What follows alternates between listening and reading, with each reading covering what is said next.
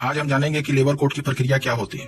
क्योंकि जब भी हम लेबर कोर्ट में केस फाइल करते हैं तो या तो हम खुद से करते हैं, या हमारा केस कोई एडवोकेट करता है, या फिर हमारा केस कोई ट्रेड यूनियन उठाता है। लेकिन जब हमारा केस लेबर कोर्ट में चल रहा होता है तो हम बार बार यह सोचते हैं कि अब आगे की प्रक्रिया क्या होगी, इसके बाद क्या होगा, और हम हमेशा कंफ्यूज रहते हैं कि आखिर कैसे पता चले कि इसके बाद क्या होगा, हमें कब कौन से कागजात दाखिल करने हैं, कब हमें गवाही देना है। इन सभी पर हम आज डिटेल में चर्चा करेंगे और इनको समझने की कोशिश करेंगे, जिससे आपके जितने भी डाउट हैं वो सब क्लियर हो जाएंगे। तो आइए शुरू करते हैं।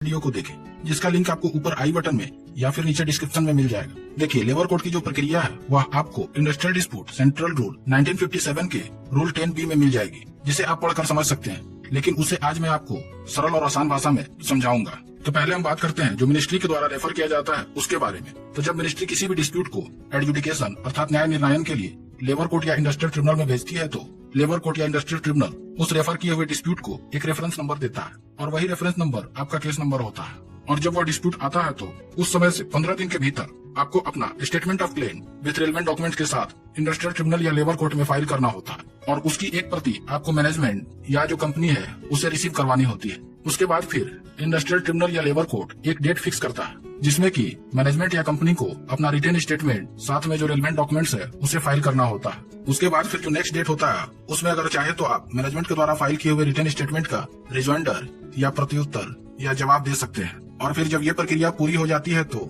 लेबर कोर्ट या इंडस्ट्रियल ट्रिब्यूनल केस को एविडेंस के लिए फिक्स करते हैं, जिसमें कि आप पहले अपनी गवाही देते हैं और उसके बाद फिर मैनेजमेंट चाहे तो अपनी गवाही दे सकता है। और जब ये सारी प्रक्रिया पूरी हो जाती है तो केस को आर्गुमेंट के लिए फिक्स किया जाता है, और जब दोनों ही तरफ से आर्गुमेंट की प्रक्रिया पूरी हो जाती है तो इंडस्ट्रियल ट्रिब्यूनल या लेबर कोर्ट अपना अवार्ड मिनिस्ट्री को सुपुर्द कर देते हैं। और इस प्रकार से ये प्रक्रिया चलती है। और ठीक इसी प्रकार से जो आपके section 2A of industrial dispute act 1947 में करते हैं उसमें भी चलती है। उसमें भी आपको अपना स्टेटमेंट ऑफ क्लेम देना होता है। उसके बाद फिर मैनेजमेंट या कंपनी अपना रिटन स्टेटमेंट फाइल करती है, फिर आप उसका रिजॉइंडर या प्रत्युत्तर या रिप्लाई देते हैं। उसके बाद फिर केस को गवाही के लिए फिक्स किया जाता है, और जब दोनों पक्षों की गवाही हो जाती है तो केस को आर्गुमेंट के लिए फिक्स किया जाता है, और फिर लेबर कोर्ट या इंडस्ट्रियल ट्रिब्यूनल अपना अवार्ड देते हैं। और ठीक इसी प्रकार से section 33C2 of industrial dispute act 1947 में भी प्रक्रिया चलती है। तो अब आप समझ गए होंगे कि लेबर कोर्ट या इंडस्ट्रियल ट्रिब्यूनल की प्रक्रिया क्या होती है। फिर भी अगर आपको किसी प्रकार का संदेह है तो आप मुझे नीचे कमेंट्स कर सकते हैं, उसका मैं जवाब आपको जरूर दूंगा।